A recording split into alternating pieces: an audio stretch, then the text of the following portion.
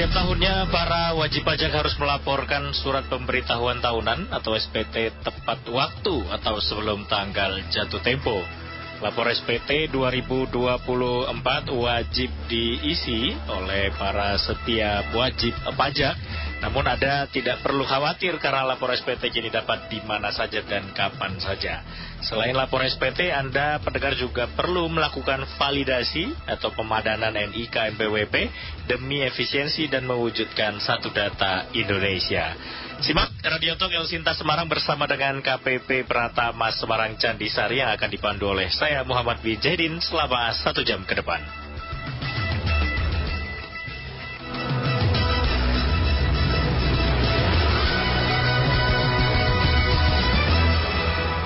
Assalamualaikum warahmatullahi wabarakatuh. Selamat siang pendengar El Sinta dimanapun Anda berada. Pada pagi hari menjelang siang hari ini, ya, El Sinta Semarang hadir kembali ya, membersamai Anda dalam Radio Talk. Ini istimewa sekali karena ini bulan-bulan akhir ya, detik-detik akhir ya. Para narasumber yang istimewa sudah hadir juga nih di depan saya pendengar. Ya, ada 2 orang ganteng-ganteng jauh-jauh datang dari bawahnya Gombel baru, Gombel lama. Ada 2 orang penyuluh dari KPP Pratama Semarang. Ada Mas Budi Utomo. Halo, assalamualaikum, selamat pagi Mas Budi. Waalaikumsalam, selamat pagi Mas Muhammad. Iya, ada juga Mas Sasongko Budi Widak, dan juga penyuluh dari KPP Pratama. Assalamualaikum. Waalaikumsalam warahmatullahi, selamat pagi. Sehat semua ya ini Mas 2 Budi ini. Alhamdulillah. Alhamdulillah. Mudah-mudahan puasanya lancar juga ini, nggak pada puasa? Alhamdulillah. Ya, puasa beduk maghrib tapi jangan beduk salat duha. Oke, tapi ini kadang yang membuat semangat puasa ini luntur nih kalau udah orang KPP datang ke El Sinta. Kenapa itu Mas? Tapi enggak sih, alhamdulillah kalau teman-teman di El Sinta semuanya taat-taat semua ini. Kita adalah negarawan-negarawan masyarakat yang bijak dalam menunaikan kewajiban kami. Alhamdulillah. Ya, terima kasih Mas. Karena dari pusat, dari Jakarta tuh pasti sudah, kalau sudah masuk bulan-bulan ini nih, Januari, Februari, Maret, sudah datang notis nih. Ini harus disetorkan segera gitu. Mantap nih Mas. Tapi apa sih Mas, bulan Januari, Februari, Maret ini apa yang biasanya dilakukan di kantor pajak? Mas Budi atau Mas Sasongko yang mau jelasin? Iya, Mas Muhammad ya. Sebelumnya saya izinkan untuk itu ya, menyapa teman-teman pendengar ya. Selamat pagi ya, teman-teman pendengar Radio El Sinta dimanapun berada. Semoga dalam keadaan sehat walafiat. Ya, jadi tenang Mas Muhammad ya, kami di sini bukan untuk inspeksi ya. Ya, di sini kami ingin ya ngobrol sama pendengar lah. Sharing, berbagi informasi pengalaman ya. Iya, betul. Nah, jadi di bulan-bulan ini ya, khususnya awal tahun ya, 3 bulan pertama ini memang masa-masa untuk menyampaikan kewajiban SPT ya, atau surat pemberitahuan pajak tahunan orang pribadi maupun badan ya, sampai dengan April.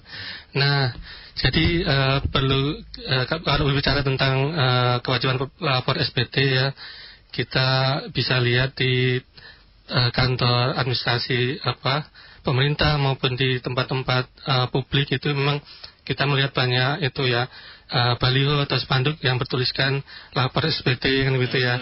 Kenapa sih kita harus lapor SPT? Nah, jadi kalau kita kembali kepada ketentuan undang-undang bahwa kewajiban menyampaikan SPT ini adalah amanah dari undang-undang Mas Muhammad ya. Di mana dalam undang-undang menjelaskan dengan tegas bahwa setiap wajib pajak wajib mengisi SPT dengan benar, jelas dan lengkap dan menyampaikannya. Nah, inilah dasar kenapa kita secara masif selalu menginformasikan ya, melalui mengingatkan kembali khususnya ya kepada wajib pajak yang sudah terdaftar sebagai wajib pajak, mempunyai kewajiban untuk menyampaikan SPT tahunan ya. Nah, jadi itu ya mengenai kewajiban lapor SPT. Nah, SPT itu sendiri atau surat pemberitahuan pajak itu apa sih SPT?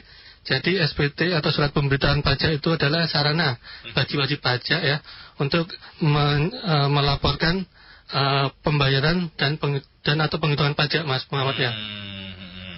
dan juga selain itu melaporkan penghasilan yang menjadi objek pajak atau yang dikenai pajak, dan juga penghasilan yang tidak dikenai pajak atau bukan objek pajak ya. Nah, kemudian melaporkan juga harta dan kewajiban atau utang. Nah, berbicara mengenai yang dilaporkan tadi ya, mengenai penghasilan yang dikenai pajak, ini bisa dari penghasilan sehubungan dengan pekerjaan, Mas Muhammad ya, seperti penghasilan sebagai pegawai atau karyawan ya di suatu badan atau perusahaan, instansi, lembaga. Nah, atau sehubungan dengan kegiatan pekerjaan bebas atau jasa ya, misal seorang dokter yang membuka praktik ya di rumah sakit ataupun di rumah, atau notaris atau tenaga ahli yang lain. Itu juga tetap harus dilaporkan juga. Iya, benar Mas Ahmad ya. Dilaporkan itu belum tentu ada bayarannya ya, berarti ya. Betul. Dilaporkan itu belum tentu ada bayarannya, karena apalagi bagi wajib pajak yang memperoleh penghasilan dari usaha ini kan, kalau belum melebihi batas 500 juta itu belum dikenai, belum ada kewajiban untuk membayar pajak 0,5% ya. Iya, nanti orang mikirnya kan kayak misalnya notaris, saya notaris, sebulan aja belum tentu ada orang satu yang datang kok disuruh bayar pajak, itu kan jadi kepikiran mereka. Iya, betul sekali Mas. Iya. Nah. Lantas apa pentingnya nih Mas, kita masyarakat ini harus lapor SPT? Mas Sasongko atau Mas Budi nih yang menjawab? Iya, jadi sangat penting ya Bapak Ibu ya. Jadi di awal-awal ini kita selalu memberikan sosialisasi, menginformasikan ya, dan bahkan kita membuat layanan di tempat-tempat kantor administrasi pemerintah atau tempat-tempat umum ya, seperti di pasar modern ya atau mall, dan tempat-tempat yang memang di situ banyak atau banyak orang yang lalang ya. Nah, diharapkan nanti ada yang berkenan untuk menyampaikan, untuk lapor pajak atau menyampaikan SPT. Nah, jadi seperti yang tadi sudah jelaskan, mengapa harus lapor SPT, karena memang amanah dari undang-undang ya, yang dimana harus menyampaikan SPT itu dengan benar, jelas dan lengkap ya. Apa saja nih Mas berarti yang harus dilaporkan dalam SPT? Ya, yang harus dilaporkan tentu saja yang pertama adalah penghasilan ya, penghasilan yang Bapak Ibu wajib pajak terima ya, baik dari pekerjaan sebagai karyawan, dari pekerjaan bebas ya, sebagai tenaga ahli, kemudian dari jasa, dari kegiatan, bahkan sebagai peserta kegiatan pun kalau menerima honor ya itu juga dilaporkan ya. Gitu ya? Iya. Itu idealnya ya, idealnya. Nah, itu ya. Jadi semua penghasilan Mas Ima. Semua duit yang masuk dompet dan rekening itu harus dilaporkan. Pada prinsipnya seperti itu berarti. Pada prinsipnya ya. Termasuk misalnya harta temuan gitu, nemu duit, itu juga harus dilaporkan. Ada penghasilan yang bukan objek pajak. Kalau misalnya dapat warisan, dapat hibah atau sumbangan bantuan, nah itu dimasukkan di SPT di penghasilan yang bukan objek pajak. Oh gitu. Nah, siapa tahu nemu di jalan nih. Iya betul. Oh, berarti lapor SPT ini ya tadi ya, semua harta kekayaan yang masuk ke kantong atau rekening kita harus dilaporkan. Tidak tadi pilihannya adalah dia kena pajak atau tidak kena pajak gitu ya, Mas Budi dan Mas Sasongko ya. Khusus ada temuan lapornya setelah 1 hari Mas ya, setelah 1 hari diumumkan nih. Itu prinsip syar'i ya. Prinsip syar'i. Iya. Tapi tadi Mas, apa urgensi atau apa mungkin keuntungan dari perspektif yang lebih besar mungkin kita lihat ya, bagi negara ketika masyarakatnya kemudian melaporkan harta kekayaannya, pendapatannya kepada negara gitu. Ini kan ibarat kata kan pajak, Dirjen Pajak adalah representasi negara begitu kan? Iya betul. Saya menambahkan ya Mas Sasongko ya. Jadi kalau kita, kenapa sih pentingnya lapor SPT tahunan? Nah, kita kan ditugaskan untuk mengumpulkan pundi-pundi keuangan nih untuk mengisi APBN. Dan gimana caranya bisa bendahara negara itu punya duit, bahasa gampangnya. Jadi kita kalau semisal diumpamakan negara adalah sebuah keluarga kecil, ya di dalam rumah tangga pasti ada yang mengelola ekonomi atau mengelola ekonomi atau bendahara atau ibu rumah tangga misalnya sebagai menteri ya, Menteri Keuangan.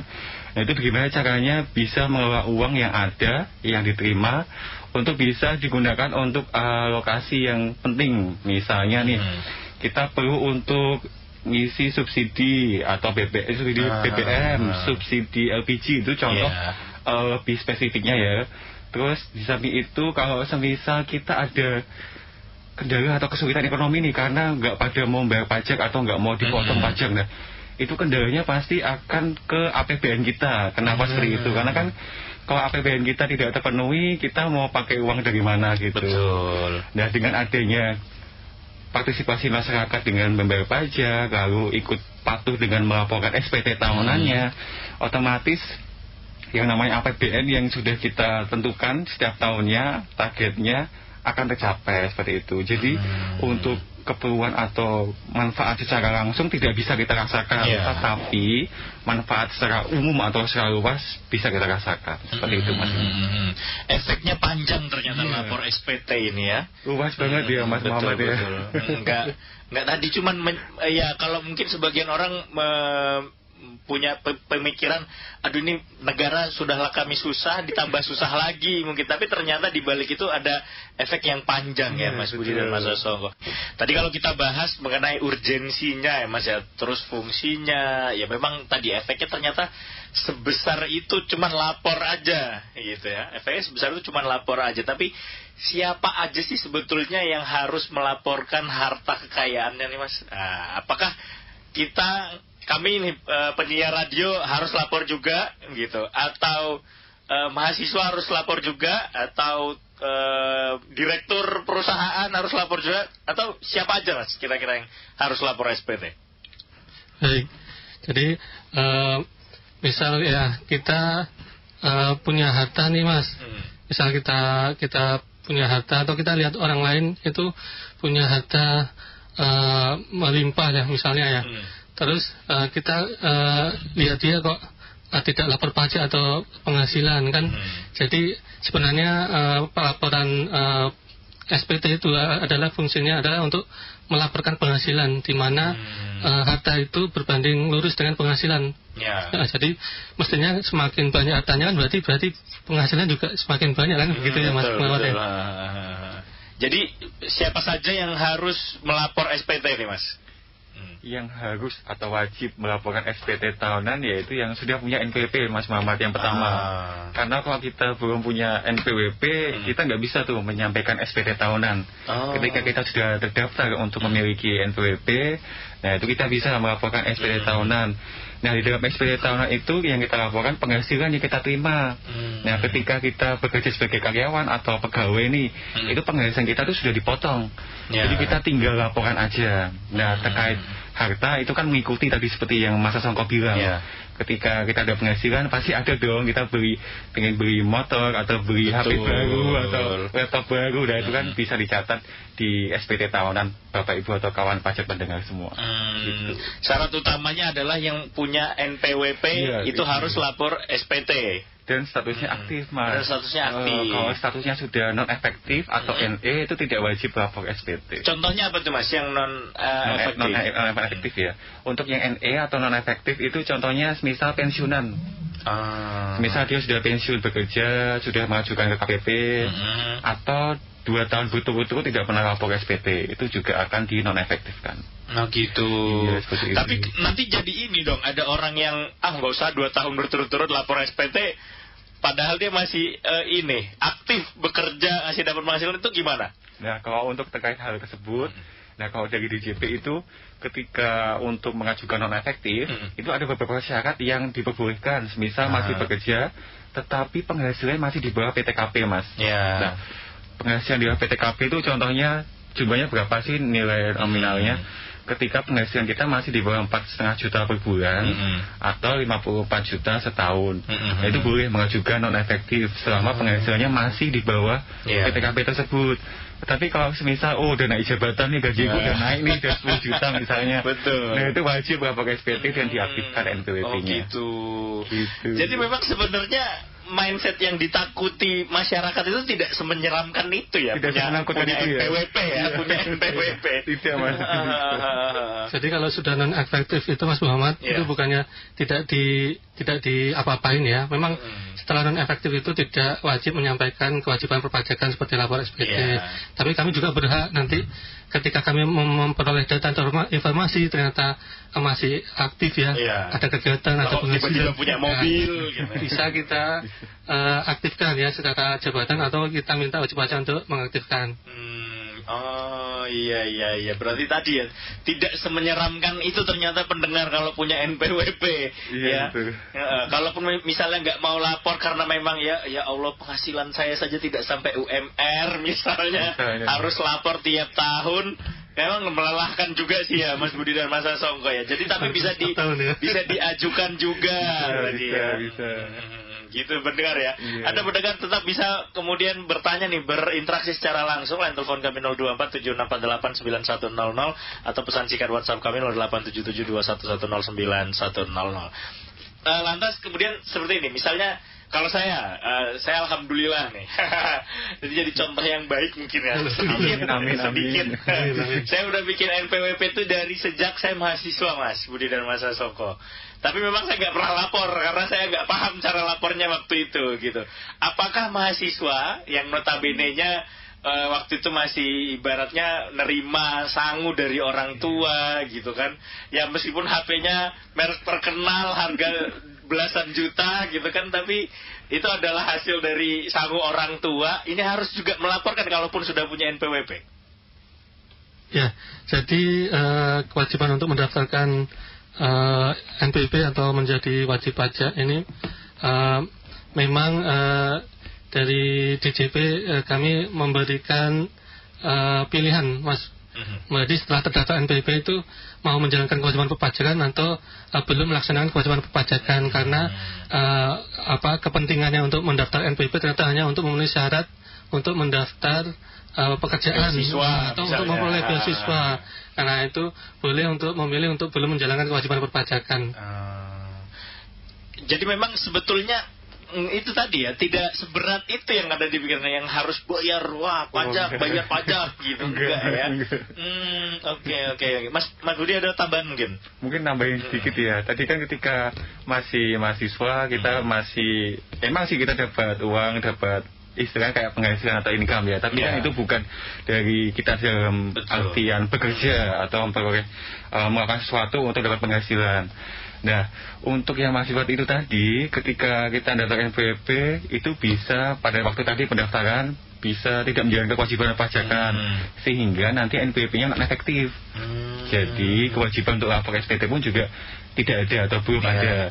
Nanti ketika sudah lulus, sudah wisuda, sudah dapat pekerjaan, ya itu bisa dipakai lagi NPWP-nya, tidak perlu daftar lagi. Nanti otomatis ketika lapor SPT tahunan dia aktif lagi Mas Muhammad. Jadi ini himbauan juga ya bagi teman-teman mahasiswa yang belum punya NPWP, bikin aja dulu sekarang biar nggak repot nantinya ke depannya ya Mas Budi dan Mas Sasongko ya. Kalau misalnya ini warga Jawa Tengah kan mayoritas adalah petani, pekerja sektor informal begitu. Apakah harus juga nih memiliki NPWP dan juga harus lapor SPT? Sebetulnya kalau semisal untuk memiliki NPWP ya itu harus memenuhi dua syarat itu Mas. Dua tadi ya. Belum saya sebutin kayaknya, yaitu subjektif dan objektif. Nah kalau subjektif dia kalau usianya sudah di atas 18 tahun. Lalu objektif berarti ada penghasilan. Ketika belum ada penghasilan ya berarti belum wajib karena kan belum memenuhi dua syarat. Ketika dua-duanya syaratnya sudah memenuhi bisa mendaftar NPWP. Karena kan keperluan NPWP sekarang banyak banget nih Mas. Untuk buka rekening aja udah punya NPWP belum? Nah, untuk melamar pekerjaan udah punya NPWP belum? Nah, itu pasti selalu ditanyain seperti itu. Bahkan pun di dunia pendidikan pun pasti ditanyain juga, padahal masih sekolah, masih mahasiswa untuk tujuan untuk penelitian atau untuk ikut lomba di tingkat nasional atau internasional. Nah, itu kadang tuh diminta NPWP. Nah, makanya dari DJP itu ada yang tadi yang nama fasilitas yang dianggap ketika tidak atau belum memenuhi kewajiban pajakan atau belum berkeinginan untuk menjalankan kewajiban pajakan karena belum memenuhi syarat yang objektif tadi, itu bisa non efektif gitu. Jadi nggak usah takut ketika harus nonton NPWP ya. Terus untuk pertanyaan yang tadi Mas Muhammad yang sektor informal, petani atau usahawan atau UMKM ya, itu ketika dia masih omsetnya belum di atas 4,8 miliar, 500 juta maksudnya, itu kan belum bayar pajak. Nah, tapi ketika kita aku pengen partisipasi supaya bisa patuh dalam perpajakan, nah itu boleh aja boleh aja ya. Boleh. Jadi nggak harus nunggu ketika sudah omsetku udah di atas 500 juta. Tapi yang jelas kalau omset 500 juta, hukumnya udah ganti ya. Udah ganti. Ya. Sudah bukan sunnah lagi. Betul. Oke, selain itu siapa lagi nih Mas yang mungkin belum tersebutkan atau jenis profesi apa yang kira-kira harus lapor SPT? Ini menarik nih, polisi atau TNI. Apakah harus juga? Sama. Harus juga. Sama lapor SPT juga. Jadi untuk TNI, Polri itu kan sama kayak ASN atau PNS. Jadi mereka juga lapor SPT tahunan. Jadi mereka dapat bukti potong juga Mas Muhammad. Nah, ketika kita sebagai pegawai atau PNS, TNI, Polri tadi, itu kita lebih mudah. Kenapa lebih mudah? Karena penghasilan kita sudah dipotong sama bendahara atau juru bayar biasanya mereka nyebut ya. Nah itu kita tinggal lapor, terus tinggal ngisi harta kita apa aja sama utang kalau ada, gitu aja. Jadi simpel sebetulnya lapor SPT, nggak ribet-ribet amat Mas. Benar. Yang susah itu kalau duitnya kebanyakan. Jangan punya banyak duit. Bingung ngitungnya. Selain di Uber nanti sama pegawai pajak, lapornya juga susah kayaknya Mas. Oke, ini ada beberapa pertanyaan via WhatsApp, saya bacakan dulu ya Mas Songko dan juga Mas Budi. Ada dari Pak Ikin nih, sebenarnya NPWP ini fungsinya apa saja ya selain untuk pelaporan SPT tahunan. Kemudian ada Pak Ade dari Semarang, bukti potong pajak yang dikasih kantor saya lupa naruhnya di mana, gimana ya Pak? Ada lagi, kalau nggak lapor SPT apa kena denda atau ada sanksinya? Bu Asti dari Pekunden. Monggo siapa yang Mas Songko? Jadi sesuai ketentuan peraturan perundang-undangan perpajakan bahwa fungsi NPWP atau nomor pokok wajib pajak adalah sebagai sarana dalam menjalankan administrasi perpajakan Mas Muhammad ya. Jadi seperti KTP ya, KTP itu kan menunjukkan kita sebagai warga negara Indonesia ya, KTP Indonesia. Nah NPWP juga begitu. Jadi kita sebagai wajib pajak itu memiliki nomor identitas khusus ya. NPWP itu yang digunakan sebagai sarana menjalankan kewajiban perpajakan seperti melakukan pembayaran pajak, pelaporan pajak seperti itu. Terus tadi selain lapor SPT, fungsinya tadi banyak ya, udah dijelasin ya Mas Budi juga ya. Iya, betul. Buat buka beasiswa, buka rekening, lain-lain. Pinjaman juga sekarang kadang harus ada NPWP-nya. Apalagi pinjaman ke bank itu harus resmi lagi itu hitungannya. Kalau ini tadi dari Bu Asti, kalau nggak lapor ada sanksinya nggak? Nah, ini yang belum dibahas ya. Iya betul. Oh ya, tadi pertanyaan dari pendengar sebelumnya juga. Kalau itu bukti potongnya hilang itu berarti silakan minta lagi ya Pak. Mudah saja ya, minta lagi ke juru bayar ya, ke bendahara pemberi kerja, bagian keuangan juga boleh. Nah untuk bukti potong itu juga kalau kita sebagai pensiunan itu bisa kita akses bukti potong sendiri Mas Muhammad ya.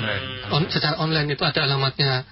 Untuk pensiunan ASN, baik itu PNS atau yang TNI Polri itu juga bisa akses sendiri bukti potongnya. Itu sangat memudahkan sekali untuk pelaporan kewajiban pajak.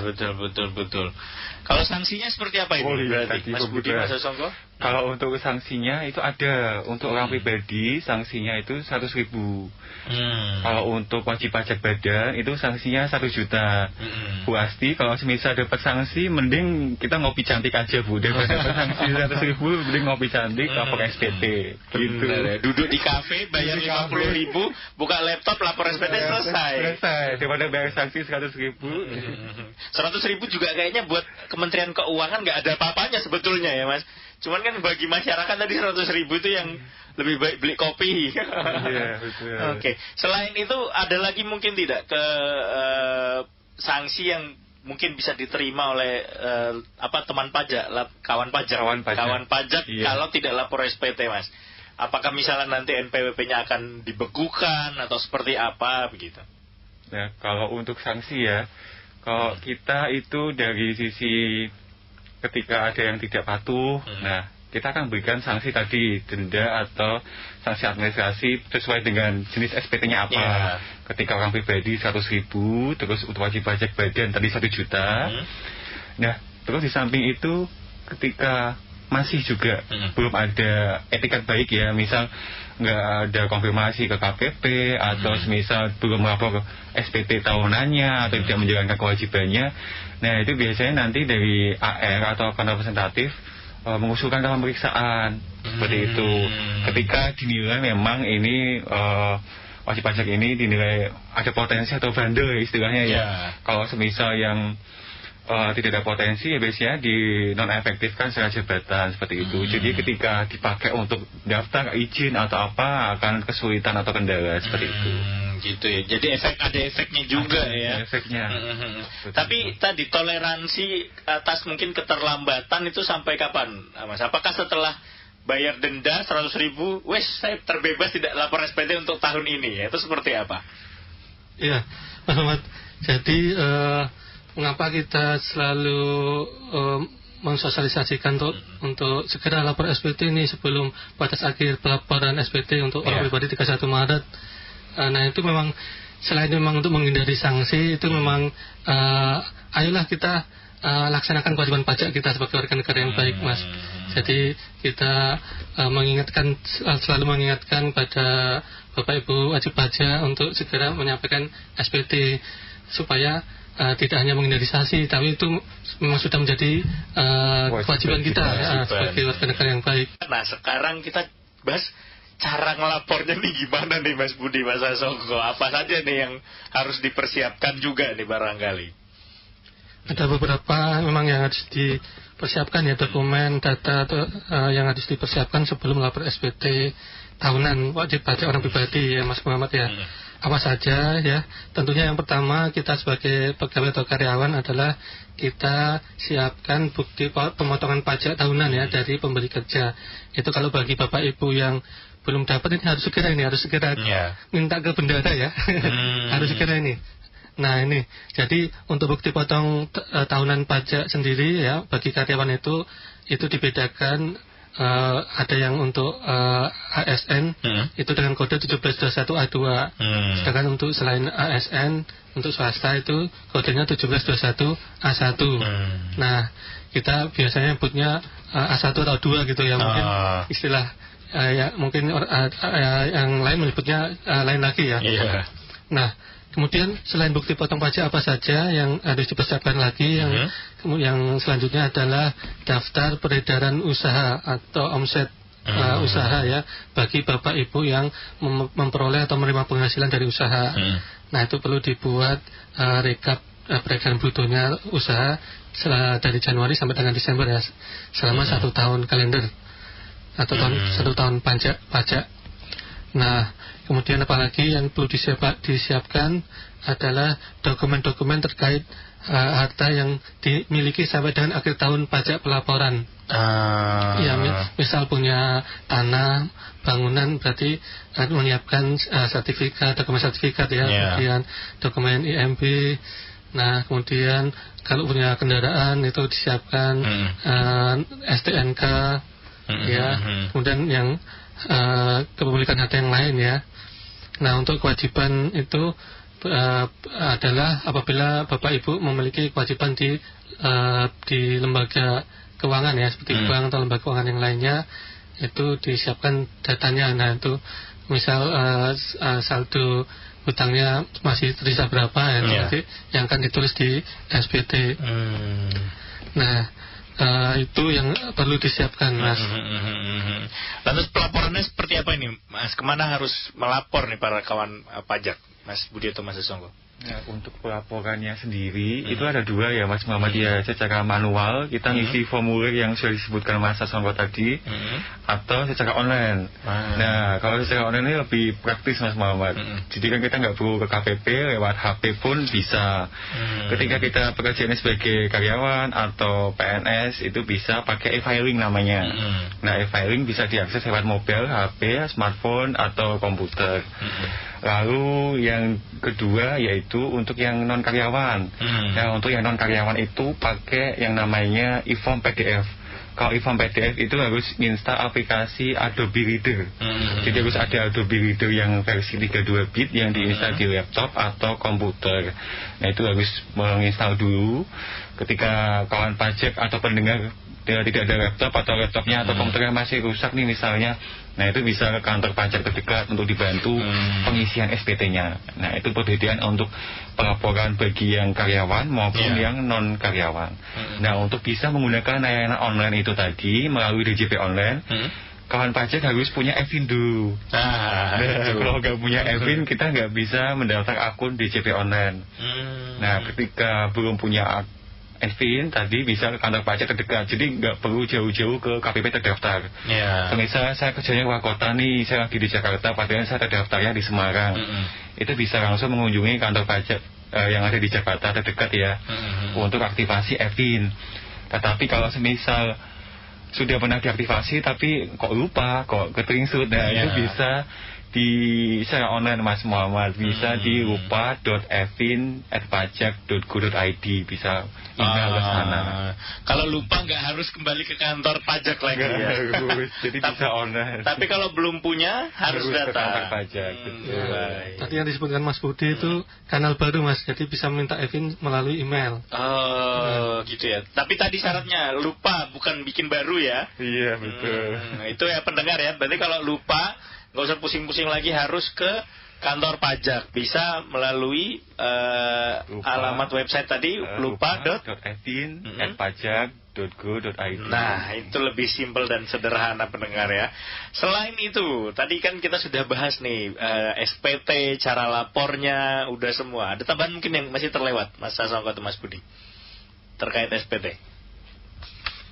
Iya, jadi tadi untuk apa saja yang perlu disiapkan sebelum melapor SPT tadi adalah dokumen-dokumen terkait kepemilikan harta, kewajiban, penghasilan ya. Nah, untuk yang bukan penghasilan ya juga seperti hadiah, warisan itu juga perlu dilaporkan, Mas. Nah, bagaimana kalau belum tahu nilainya ya? Kan, nah itu berarti bisa diestimasi lah istilahnya ya. Kira-kira itu nilai hartanya berapa? Iya. Baik, kita geser sedikit nih. Tadi kita udah bahas SPT, pelaporan, siapa yang wajib lapor. Mengenai pemadanan ini juga kadang agak pusing nih para masyarakat pendengar Elsita juga kadang kebingungan. Apa sih yang dimaksud pemadanan? Kenapa harus ada pemadanan? Mas Budi atau Mas Sasongko? Iya, jadi istilah pemadanan itu berarti dari kata pemadanan ya, memadankan, menyelaraskan, merealisasikan ya. Ya, di mana pemadanan NIK menjadi NPWP ini digunakan seterusnya itu sebagai pelaksanaan kewajiban perpajakan, di mana sebelumnya NPWP 15 digit itu menjadi nomor induk kependudukan atau NIK sebagai sarana dalam menjalankan kewajiban perpajakan. Nah, mudah-mudahan nanti pertengahan tahun ini ya, 1 Juli ini, dengan adanya sistem administrasi perpajakan yang baru atau Cortex Administration System ini, itu sudah mulai secara nasional berlaku NIK sebagai NPWP, Mas Muhammad ya. Nah, maka pentingnya kami selalu mengingatkan, menghimbau untuk segera Bapak Ibu yang sudah memiliki NPWP, sudah memiliki akun DJP online untuk segera melakukan pemadanan NIK menjadi NPWP secara online. Itu mudah sekali. Setelah Bapak Ibu login ke DJP online, nanti Bapak Ibu pilih ke menu profil. Nah, di profil utama, di submenu profil utama itu, nah itu ada tulisan valid, nah atau tidak valid, hijau, berarti itu sudah valid, sudah secara sistem. Nah, jadi secara sistem Direktorat Jenderal Pajak atau pemerintah ini sudah melakukan pemadanan ini menjadi NPWP, Mas Muhammad ya. Itu kalau nggak salah dari berapa 36 juta itu 19 jutanya udah lah gitu. Nah, jadi sisanya, nah kami menghimbau untuk segera Bapak Ibu wajib pajak melakukan pemadanan NIK dengan NPP. Bagaimana kalau kami kesulitan melakukan pemadanan NIK menjadi NPP melalui akun DP online? Silakan datang ke kantor pelayanan pajak terdekat. Terdekat ya, bukan asal ya. Bukan asal. Iya, karena memang pemadanan NIK NPP ini juga nanti kedepannya sangat penting untuk digunakan di layanan yang mensyaratkan penggunaan NPP itu ya, di instansi lembaga yang lain. Oke, baik. Sebelum kita lanjut Mas Budi Mas Sasongko, ada pendengar nih tergabung nih, ada Pak Pras nih di Semarang. Pak Pras, selamat siang. Halo, selamat siang. Iya, silakan Pak Pras. Iya, mau tanya ini kan kemarin saya awal bulan lah kayaknya itu lapor lewat online. Tapi saya bingung juga, di sini kok dibayar terus gitu. Padahal tahun lalu kayaknya enggak masalah gitu. Nah ini apa bisa dikonsultasi lebih lanjut mungkin gitu, apa gimana ya? Soalnya saya tapi nggak bisa. Nah itu sih. Kemudian juga itu terkait itu apakah bisa saya datang langsung ke kantor terus sudah sekalian gitu tadi pemadanan NIK ya, kayaknya saya belum juga itu sih. Oke, ada lagi Pak Pras? Itu dulu aja Mas. Oke, sudah lapor SPT ya tapi ya? tapi itu lebih bayar itu. Oke, baik, nanti kita dengarkan jawabannya. Terima kasih Pak Pras ya di Semarang, selamat siang. Iya, boleh dijawab dulu Mas Budi atau Mas Sasongko ini tadi pertanyaannya. Ya, terima kasih atas pertanyaannya Bapak Pras ya, semoga dalam keadaan sehat. Iya.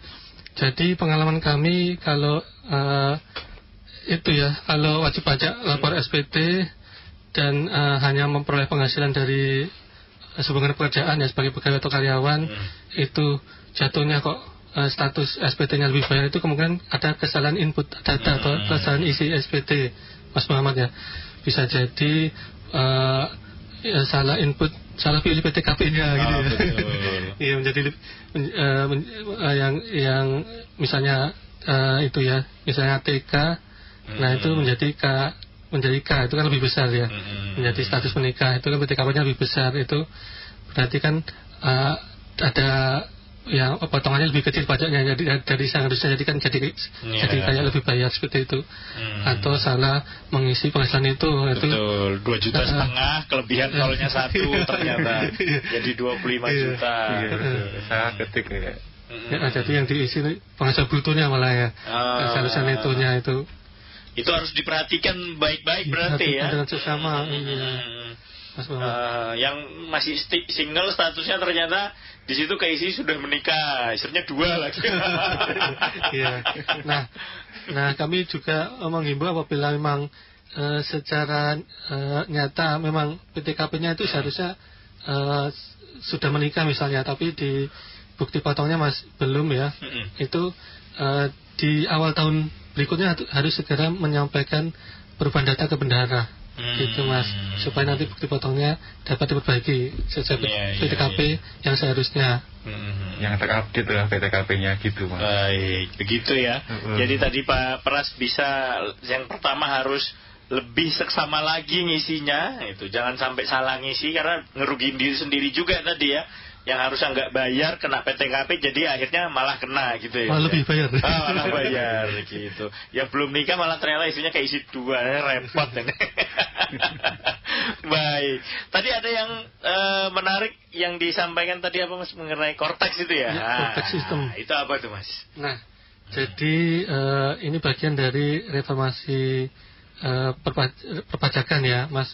Jadi dari Direktorat Jenderal Pajak, institusi pajak itu berdiri, ini sudah melakukan reformasi perpajakan. Nah, sampai sudah jilid berapa nih Mas Budi? Jilid 2 ya, atau jilid 3. Nah, salah satu reformasi birokrasi ini juga ada hadirnya sistem inti administrasi perpajakan atau Cortex Administration System ya Mas, atau Cortex, kita sebut saja Cortex ya. Itu adalah suatu sistem administrasi perpajakan yang terintegrasi Mas. Nah, sehingga diharapkan layanan perpajakan menjadi lebih handal, aman, terintegrasi, akurat dan pasti. Nah, lebih safe begitu ya, Mas Sasongko ya. Mas Budi mau menambahkan? Iya, jadi nanti melanjutkan dari tadi terkait yang kita bahas ya Mas Muhammad, pemadanan NIK. Nah itu ada kelanjutan dari juntrungannya atau nanti endingnya akan ke korteks ini Mas Muhammad. Jadi tujuan dari pemadanan tadi kan kayaknya belum di secara detail sama Mas Songko ya. Itu untuk mewujudkan satu data Indonesia. Betul. Jadi dicoba dari sistem perpajakan bagaimana kita menyatukan satu data dengan NIK. Mungkin kedepannya akan menyatukan dengan data yang lain, mungkin BPJS atau SIM dan lain sebagainya. Nah ini dicoba dulu di sisi perpajakan sehingga memudahkan wajib pajak dalam administrasi perpajakan. Lalu di korteks ini sendiri kan ada beberapa bagian yang membuat wajib pajak lebih mudah nih Mas. Jadi kita spill dikit nih, nanti ketika kita mau laporan SPT nggak akan lapor sendiri kita. Jadi kita akan otomatis by sistem. Ketika sudah dipotong nanti akan sudah terlaporkan di sistem, kita tinggal ngecek aja. Tinggal klik setuju ya. Selesai. Jadi tidak cepat lagi. Tidak lebih sulit, tidak sulit. Sekarang juga nggak sulit sebenarnya. Cuma niatnya aja. Iya. Terus gimana Mas? Karena kan kita mendengarkan nih dari keluhan wajib pajak, kita kan sudah dipotong pajak, kenapa masih wajib laporan SPT? Nanti di konteks ini di sisi pelaporan SPT ya, kita spill dikit. Nanti kedepannya akan lebih seamless lagi, jadi lebih terintegrasi ketika bendahara atau bagian keuangan sudah memotong penghasilan kita, itu akan terkoneksi dengan sistem pelaporan SPT kita. Jadi kita tinggal checklist mana saja yang sudah benar, sudah tepat, dan melengkapi harta dan utang yang memang harus diupdate seperti itu. Oke, baik. Ini ada pertanyaan ini dari Pak Irawan di Gemsari. Saya lupa Evin plus passwordnya, sama lupa emailnya juga. Masih bisa dipulihkan nggak ya, kata Pak Irawan? Masih bisa Pak Irawan. Oke. Nanti kalau misal lupa email ya, berarti dipulihkan sesuai dengan surelnya ya. Kalau pakai Gmail, berarti Gmailnya dipulihkan passwordnya.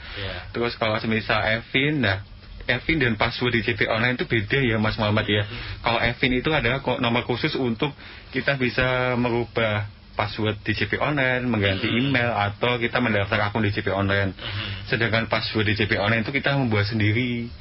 Nah, ketika kita lupa, berarti kita perlu Evin untuk mengganti password tersebut. Gitu ya. Ketika Pak Irawan tadi bilang lupa passwordnya, berarti sudah pernah diaktifasi.